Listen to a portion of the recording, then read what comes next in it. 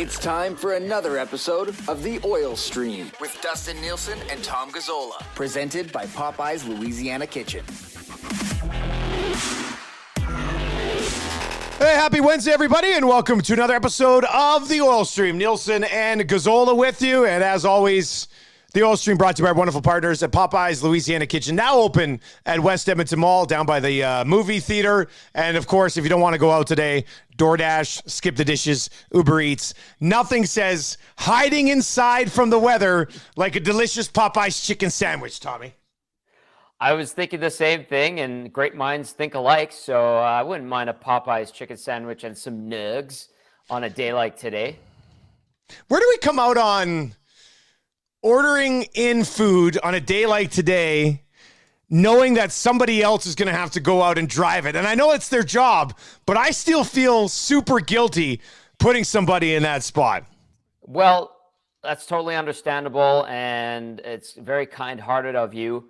And you can reflect your appreciation for that person risking the slippery streets in your with a big tip. Yeah, that's a really good point. I never thought about that. I guess if I feel guilty, I can just give them a bigger tip. Yeah, that makes sense. All right, maybe I won't feel too money guilty. Money doesn't solve everything, but it takes care of a lot. It's true. That's a great way to look at it. Somebody is just hammering the likes button right now on the live stream. It's just like, I don't know if like their thumb's stuck. I hope they're okay. I hope they're not having a seizure or something. But it's probably my mom on a butt dial. That is probably your mom on a my butt dial. If you're watching on the live stream right now, feel free to chime in. Ask any questions. We might have some time to get to a few of those as well. So, the Oilers on a heater here right now. They've won 5 in a row. They're playing pretty well. But if you do want to chime in where it says say something on the live stream, chime in there and we'll see some of your comments that roll in. Tommy, the Oilers have won 5 in a row, getting by the Nashville Predators last night. What's led to this 5-game heater? What do you think has been the key to getting things clicking right now? Obviously, the big dog's doing what they're going to do. That starts everything, and that's great. But they're getting secondary scoring. You saw the fourth line get that goal last night on a really nice play. They were hanging on to the puck. So they're winning in different ways, Dusty. They're finally getting into a groove. Doesn't matter who the opponent is. They can adapt their style of play. Like we watched them go into St. Louis, play a good, tight game, win that one. We saw them go into Chicago and an absolutely berserk second period where they had 14 penalties. They still found a way to win that one. They go into Calgary. They start their backup goalie who's had excellent numbers. And yes, I know people are saying he should be their number one. I understand that, but he's still the backup and he's a very good one right now. And they go and play a very solid game, an entertaining, low-scoring game, and they win that one too. And then last night, they beat the Preds by just, smacking them around for the better part of 2.5 periods. And then they got a little bit sloppy in their own zone, and they allowed a couple of goals, but they still walk away with a 7-4 win. So they're winning in different ways, Dusty. This is a team, finding its groove and its confidence, but it does have its blemishes as well. We'll get to one of those during Inside the Numbers coming up a little bit later on. We'll talk a little bit about the penalty kill on that front. Connor McDavid has 11 goals in 10 games. We can talk about 50, 55, 60, whatever. But let me ask you this. Okay. At what point are you okay with discussing the possibility of a 50-50 season? 25 games? Like if he's got like 25 goals in 25 games, or does it need to be like 32 and 30 or something? I know it's too soon now, but like what's the target when you go, holy shit, he might be able to do this? I think when we get to that 20 to 25 game range and he's ahead of the curve, if he's ahead of the curve at that point, then you're like, yeah, this is within reason. I mean, it's fantastic. He is right now by 1 goal. Tremendous. The way he's scoring goals is incredible. And again, I think he's just willing his way to this goal scoring success. And it's fun to watch. I mean, he's at the peak of his prowess in the National Hockey League. So I think, in 10 to 15 games, if he's say at about 29 goals in 24 games, like he's starting to pull away a little bit, that'd be really building big. that cushion, then I think it's realistic. Because I think, like all players, he'll hit a few snags, and his snags compared to others are minute. because he's that type of player. He's that excellent and generational and all those wonderful things that we say about him. But I think he has to be ahead of the curve, in a couple more weeks. All right, let's get to your Boston Pizza appetizer. Of course, Boston Pizza, Happy Hour, 2 to 5, and then again from 9 until close. I got to update that graphic that says the patio is open. I have a feeling the patio is no longer open at Boston Pizza. Tommy, what do you think of Jack Campbell? I know post-game had you fired up on Jack Campbell, but what have you thought of Jack Campbell so far? Adequate. Like, it hasn't been great by any means. His percentages suck.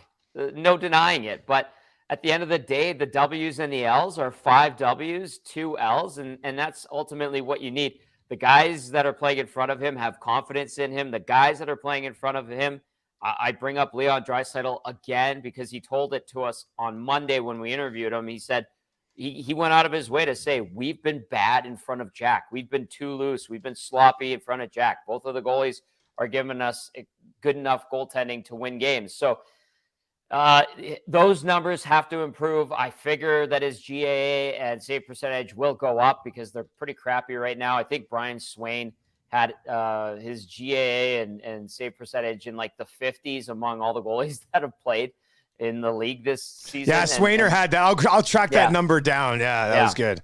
It's like 52nd and 59th among goalies who've played this year. And that's totally fair. But like when he goes in there, he's not costing them games. He's getting hung out to dry. And I was salty on the Smash Hit Nielsen show this morning because yesterday on the postgame show, after a 7-4 victory to make it 5 wins in a row, there were some who were bitching and complaining about Jack Campbell. And, you know, it's I understand where they're coming from and those stats need to get better. But again, at the end of the day, they're winning games. If they don't get better, and we're talking about those W's turning into L's, we've got a problem, and obviously Stuart Skinner will get the bulk of the starts. That's totally understandable. But, I mean, it's just for some people in oil country, it's like they can't accept success, or there's always a caveat for them. And yesterday, you know, the frustration came out, and I was just like, would you lay off? And then the one that got me, and it was from one of our regular texters who I appreciate, who always listens in and usually has pretty good feedback, but was coming at us for saying, hey, Jack Campbell's been good, and saying that he told us that Natural Stat Trick told us that Stuart Skinner actually faces more high danger chances than Jack Campbell. Like, that's nice that this Natural Stat Trick says that, but does it also tell you how crappy his defense in front of him? Does it also show you the examples of defensemen and forwards waving their sticks at nobody? I don't know if Natural Stat Trick does that. So, like, that argument, like, I understand you want to validate your argument with numbers, but I was just like, shut up. Natural Stat Trick tells you that Jack Campbell's seeing less high danger chances than Stuart Skinner. Like, they've played good in front of Stuart Skinner. Stuart Skinner has played excellent behind them. Jack Campbell has played good in front or behind the Oilers, who have played poorly and porously in front of him. And at times, he's let in stinkers. His rebound control has not been as good as Skinner. Yeah. I completely agree. But, like, to get mad after 10 games when your number one guy is 5-2, I mean, we're splitting hairs here. We're being ridiculous. I will say this, just to push back a bit. I don't think he's been good so far. You know, like, I think the word you used right off the top, adequate. Yeah. I think that's, I mean, if the one thing you also pointed out in that little discussion there is that he hasn't necessarily cost them a game. The Flames game earlier in the year could have had a better start in that one. Yeah. But outside of that, I mean, his other loss is a 2-0 loss to the St. Louis Blues in which he stopped 20-21. So It's not like you can hang that loss on him either. So, I mean, I hope he's better than what we've seen so far. But the team in front of him too, like, the first goal last night was the perfect example of all of it. Could Jack Campbell have absolutely played that better? Of course he could have. Could Leon Draisaitl have picked up his man, the one guy going to the net, instead of looking at him? Somebody pointed out, so I went back and watched it. Like, he checks, He sees him, then he turns and watches the puck and lets him go straight to the net. So, I mean, I think that goal last night kind of summarized the whole thing so far for Jack Campbell. He can be better, but the group in front of him, specifically him, have made a lot of mistakes in games that he's been in the net for. So, yeah, we'll see. I mean, they're in a great spot. I mean, yes, continue to roll it out. What do they get? They get, would you go Skinner Tuesday, Campbell Saturday, and then split the back-to-backs? Or would you go Campbell again and then go Skinner Saturday and split the back-to-backs? Well, Dallas is off to a decent start. So I'd go Skinner tomorrow. Why not? Yeah. And then go Campbell for that Saturday game. And then you split them. You split them when they go back-to-back next week. And then kind of go from there. And Jay Woodcroft has said that there's wiggle room for them to make changes on the fly with starts allocated to the goaltenders. So, I mean, it's a very good problem to have. And at some point, Jack Campbell's got to, his numbers will pick up. The guys in front of him have to buckle down and everything comes together. But it's just ridiculous how 10 games in, I'm reading these texts saying $5 million for 5 years. This is garbage. And then I go, well, I don't like that deal either. But to get a Jack Campbell, not knowing what Stuart Skinner would be this year, and it's still very early, the price to get in the conversation was 5 by 5. Yeah, we very well would have had text messages right now if it was Skinner and a lower level guy. If it wasn't going well, people would have been like, you should have got Jack Campbell. So, well, I'll tell you this too, and I'm glad I thought of it because as you were discussing that, we got our first text of the year last night saying they should have just signed Mikko Koskinen for another year. And I was just like, we've gone off the deep end here. Where man, you must have been on full-blown tilt last night. I was like, I'm like, are we at an hour? Because this needs to end. It's getting silly. Once again, Campbell's 5-2. They're winning games with him in that. Let's see how it plays out. It's gone well enough so far. If you are if you're watching and you want to chime in, feel free to chime in. We'll get to a few of those comments. That's your Boston Pizza Appetizer, a little conversation on the goaltenders. Tommy, you were down at the rink today. Tell me what was going on down there with the old Oilers Hall of Fame initial class. Very cool. Lee Fogelin being recognized, and we know Lee Fogelin, not from watching him play. Like, Dusty, you're only a couple of years older than me. I don't think you would remember Lee Fogelin playing, but we know his story, his legacy, passing the C off to Wayne Gretzky in 1983. We've been around those 84 reunion teams and the 85 Centennial Greatest Team and Farewell Rexall Place. So we get to know these guys and get to talk to them, and we know their backstories. But for the younger generations, they wouldn't know Lee Fogelin. Like, some of our listeners probably be like, who the hell's that guy? Well, tough as nails. He was the captain of the team as it was rising to prominence, gave the captaincy to Wayne Gretzky, and really set the tone for those young, exceptional superstars and star players that would go on to create the Oilers dynasty, which he was a part of. I think he won 3 Stanley Cups with the team. And so it's cool to finally shed some light and put a spotlight on guys like that aren't necessarily Hall of Famers. And then Ryan Smith. Ryan Smith is the guy. Like, if you could almost make an argument that his name could go up in the rafters, but they have the precedent of it has to be a Hall of Fame situation. So with the Oilers Hall of Fame, this is another way to recognize these guys. Long overdue, great way to connect the generations of Oilers players throughout the years.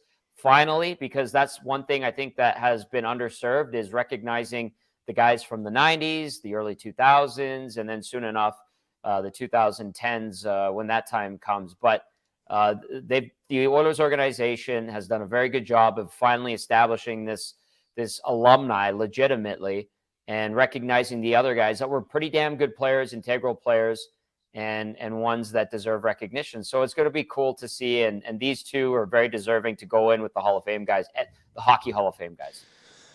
Having this on a Thursday against New Jersey in early November, sell tickets? I mean, exactly. I would think from a business perspective, I'd be like, hey, guys, why are we putting it at Thursday on Jersey? And somebody would say, to sell 1,000 tickets or 2 makes sense. Yep. I mean, that aspect of it makes sense.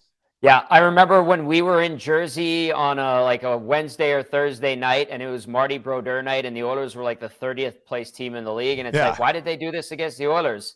There's no connection there. It's like, well, it's the Oilers, and they're one of the worst teams in the league, and we need to sell tickets. And last night, I think attendance, when Jack on the broadcast mentioned it, it was like 16,800. I know it's Nashville. I know it was a cold Tuesday night, but yeah, they have been struggling at the gate. I mean, we're hearing 16,000, 17,000 in a building that was regularly 18,347 or whatever capacity is. So it's to sell tickets.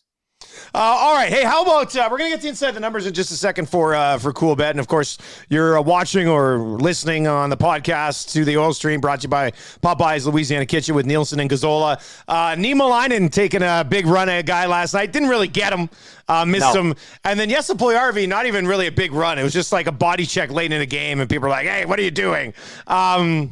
So, I mean, I think we expected Niemelainen to be physical. That's one of the reasons and one of the exact plays that he's kind of become known for in his short time with the Oilers. Jesse Puljujärvi got 5 minutes for fighting, which is the weakest 5 minutes for fighting I've ever seen in my entire life. I feel like the officials weren't even watching, and they're just like, hey, 5 for fighting, whatever, see the end of the game. Hey, but he has been. When does it feel like the officials are actually watching the game this season? Yeah, not very often. That's a really good point. Well done, buddy. What about Puljujärvi? Like, do you think anybody said, hey man, like you could make a big impact on this game being physical? Because against Calgary, I mean, that one on the back check, pretty good hit Lucic as well at one point. Like Lucic looking up and being like, what is this? And then last night, he led the team in hits. He had 4 of them last night. Only Evander Kane among forwards has more hits this season than Jesse Puljujärvi, which, I mean, it's not his game. So I feel like he's adjusting to do it, which is a good thing. But where do you come out on the play of the 2 physical Finns last night? I like that it's becoming part of Puljujärvi's play. And I know he's not a scrapper by any means, and good for him for getting his first fighting major, albeit not really dropping the gloves or doing anything that we would traditionally associate with a 5-minute major for fighting. But I mean, he's a big guy, and I think if he wants to find some success, there's simple ways of getting your game back, and sometimes being physical is a way to do that. And he's a big dude that could probably, do some damage, and I like that he's incorporating that. Maybe it's out of frustration, maybe it's out of necessity, maybe somebody said something to him. That's good. And he might have to answer for it. Darnell Nurse, Evander Kane, take him aside and show him how to tie up a guy, show him how to throw a punch. Same goes for Markus Niemelainen, because even last year, that was kind of part of the discussion, not necessarily, on shows like this or on our station, on our respective shows, but, we would be like, geez, when he actually catches someone and someone comes calling for him, like, he's going to have to throw his gloves off and start chucking them. And he just turtled yesterday. And I know that got the Oilers a power play, which is great, but there might come a time where he hits somebody and he can't just turtle and it'll magically get the Oilers a power play. It doesn't always work out that way. So I like the physical element of both Finns, but at some point, this is a man's game, and either defend yourself or at some point start throwing punches at the other guys, because I think if either of those guys learns that, hey, I could throw a punch and hurt the opposition player too, they might have an epiphany and be like, okay, this isn't so bad. Yes, it's a bit dangerous, but you can actually instill some pain on your opponent when they come after you as well. I mean, the hit that Puljujärvi had, though, you don't have to fight for that hit, man. No, like, that's a nothing hit. That's a nothing hit. That's Nashville who's pissed off that they got spanked. The Niemelainen one, if you're going to be not necessarily headhunting, but if you're going to be looking to take advantage of players in vulnerable positions along the boards, which he did, that's going to come around to bite you at some point. I think that's probably fair to say. All right, let's dive into inside the numbers for Cool Bet. Stay cool, bet responsibly. If you want to bet on the National Hockey League tonight, hop on over to Cool Bet. They got a bunch of odds for the games tonight, bunch of player props and things along those lines. Let's talk about this, Tommy. The number for inside the numbers today is 73.3. That is the Oilers' penalty killing percentage, 26th in the league. just behind the Blackhawks and ahead of the Panthers, Penguins, Kraken, Avs, Ducks, and Canucks. Now, Panthers are a good team, 71.8%. Penguins are a good team, 70.6%. The defending Stanley Cup champions right now, their penalty kill is at 69.7%. So there are some really good teams that are down there in the bottom third with the Edmonton Oilers. But the Oilers' penalty kill has not really looked that good so far this season. This is pretty much the same personnel that they were running back. Without Duncan Keith, I guess. I mean, he would have been out there on that penalty kill last year. But what have you thought of the penalty kill so far? What's going on there? Lack of attention to detail, missing assignments. I mean, how many times have we seen a power play goal against where a guy isn't tying up, boxing out the man in front? I point to the Chicago game when Cody Ceci literally pushed off of Jonathan Taves to go challenge the puck carrier, who then slipped the pass to Taves, who was left all alone, and all he had to do was redirect the puck. I'm like, that's a missed assignment. And so I think that's been a big problem.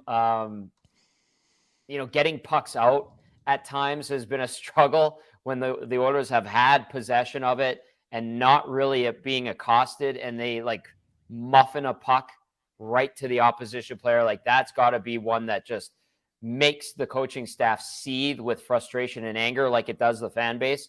So it seems like simple things are really letting this penalty kill down. And it's frustrating because you expect better from a team that's supposed to be a contender. But I mean, there's other great teams, excellent teams that are struggling with it. I think it's a lack of attention to detail. That's just my take, Dusty. I heard Lowtide talk about it on the Lowdown with Lowtide and Jamo, or Jameson and Lowtide and Jamo.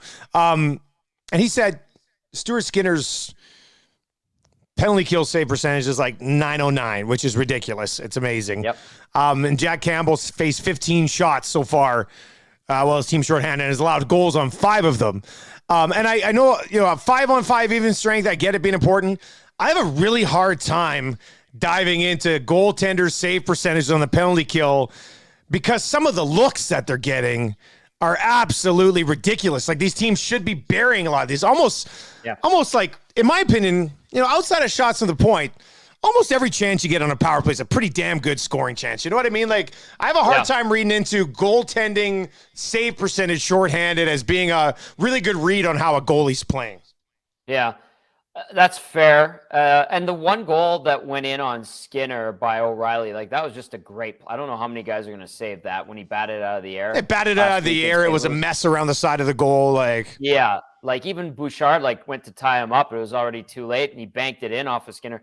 So a few of those goals goes back to missed assignments. And then there's been a couple rebound goals too, where nobody scooped the garbage up and fired it down the ice. So they've been a kind of tire fire in front of their goalies. And I'll highlight Jack Campbell. His rebound control has not been as good as Stuart Skinner's, 100%. So I'll fault him a little bit on that. But some of the looks, like you said, I mean, Max Domi stepping into 5-on-3, going bar down, brilliant play. It's been sloppy all around. And again, it's probably super frustrating. They need to clean that up, especially come playoff time. All right, that's going to do it for another episode of the Oil Stream, part of the Nielsen Media Cool Bad Network, and brought to you by our wonderful partners at Popeyes Louisiana Kitchen. We'll be back with another episode on Friday, breaking down another Oilers game. Tommy, they won 5 in a row. Does this heater continue against a good, successful New Jersey Devils team so far? I haven't watched them enough to say, hey, wow, these guys are good, but their record would lead us to think that they're successful so far this year. Part of this winning streak and this Oilers season has been Edmonton ending some streaks. We saw Edmonton hand St. Louis, I think it was his first regulation loss. It handed Pittsburgh a loss on a winning streak. Carolina came in. They'd won 3 or 4, whatever it was. Chicago was perfect on home ice. The Oilers beat them. So maybe this trend continues of the Oilers putting an end to streaks, and part of it could be New Jersey's hot start. Edmonton puts an end to it, or vice versa. We shall see. But I like the way things are going with the Oilers right now. So it should be a good game, and maybe the Oilers can keep that hot streak going and ride it into Saturday afternoon against the Dallas Stars. Another 2:00 start. How about you take us home here, buddy? I'm going to take us out of here today.